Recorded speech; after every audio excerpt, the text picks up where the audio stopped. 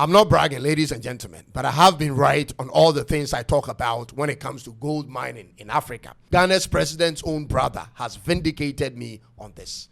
His name is Ibrahim Mahama, the CEO of Engineers and Planners Company in Ghana. This company is Ghana's largest construction and mining company, fully owned by a Ghanaian. He has just acquired a $100 million loan from ECOWAS Bank to acquire the Black Volta Gold project in Ghana's Upper West region.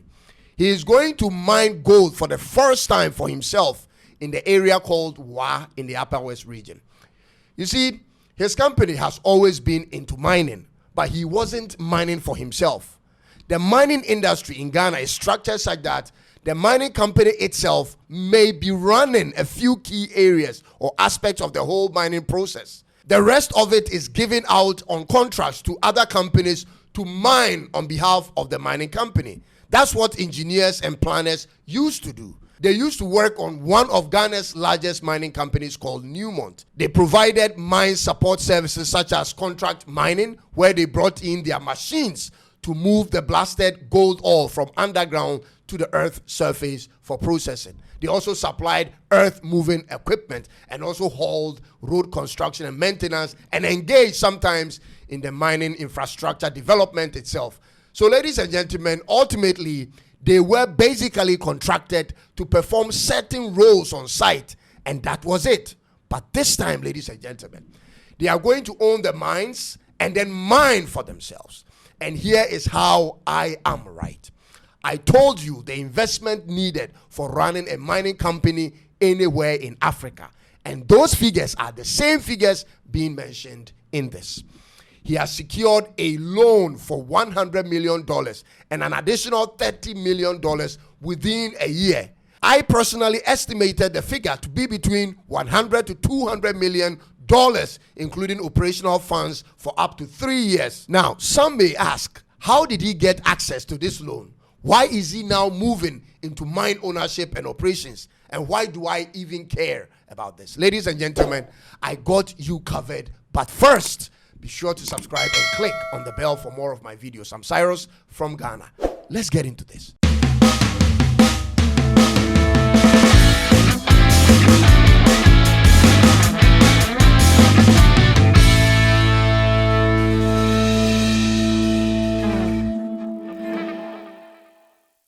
You see, Ibrahim Mahama's company is already engaged in significant mining contracts in Ghana and in other parts of Africa, including in Liberia and in the DRC, which makes him somewhere in the vicinity of $100 million each year.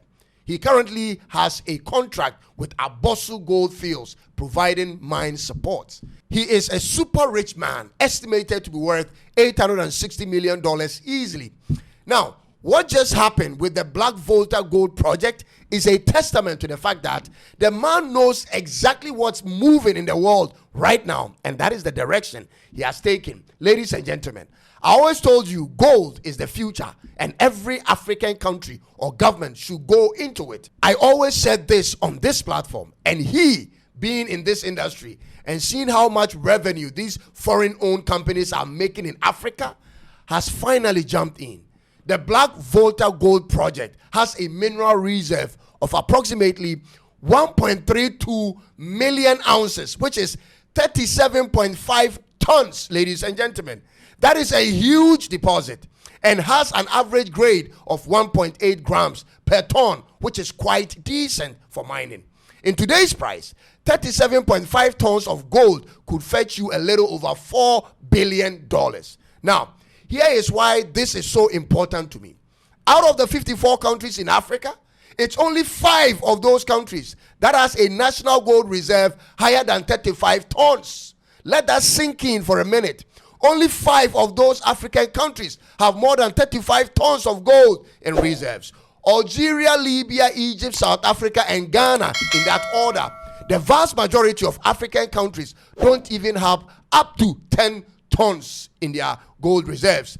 And almost all African countries have large deposits of gold in their country being mined by foreign companies. So the problem is we have it, but don't actually own it. Now, how did he get this loan from the ECOWAS Bank? Many say his brother, the president of Ghana, provided all the sureties for him. His brother facilitated it, some say.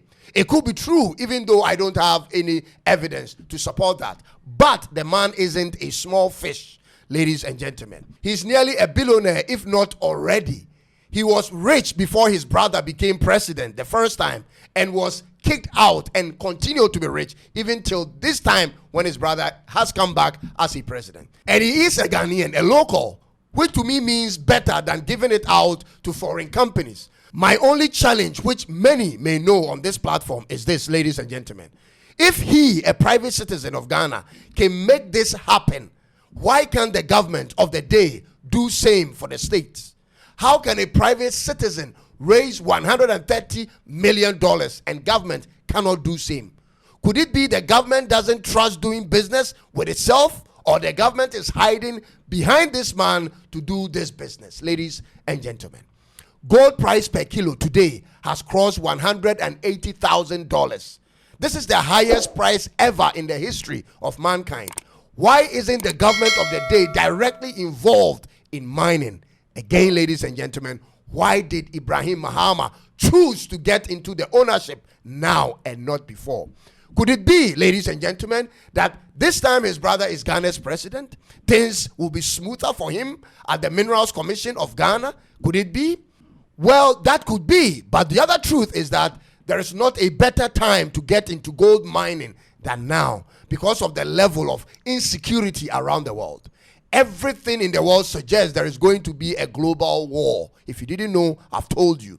The only question is when it will happen. As of mid-2025, there are over 110 ongoing armed conflicts worldwide, the highest count since World War II, which suggests paper money wouldn't be relevant when the world plunges into war, ladies and gentlemen. It can easily catch fire and be burned, but that isn't the reality for gold. So if you are observant enough, you will know the reason gold prices has been skyrocketing in the last 3 years is because the world's richest people are buying more gold. And the higher the demand, the higher the prices.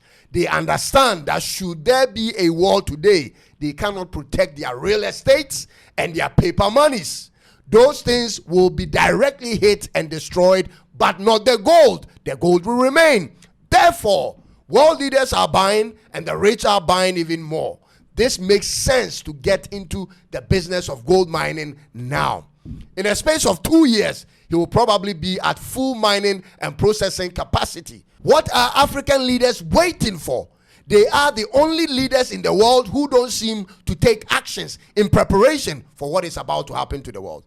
They are just doing the same things they are used to. This is a problem moving forward. And finally, ladies and gentlemen, why do I even care about Ibrahim Mahama's projects? Well, it is because his business actions makes him seem much smarter than our politicians. He owns a construction company and a mining company. He owns a cement manufacturing company, and now he's going into mining gold for himself. He has scored 2 out of the 3 industries I've always preached about in Africa concerning African governments. Ladies and gentlemen, I preach state gold mining. I preach state construction company and state agribusiness. So far, he checks the box for 2 out of the 3. And guess what? While I did this research on this businessman, I also discovered he actually owns a farm. He owns 10,000 poultry bed farm and 10,000 hectares of oil palm farm. The man checks all the boxes. Meanwhile, as of recently, the government of Ghana only owns 5% stake in Gassem, which is Ghana's biggest cement manufacturing company. Gassem is owned by a German company, ladies and gentlemen. For your information, Gassem is not even for Ghana. A German company called Heidelberg Materials own more than 93% of the whole business. And secondly, Ghana doesn't own a state construction company nor a mining company. How does that make President Mahama feel when his own brother is winning that big and the country he leads as president is left behind in the dust?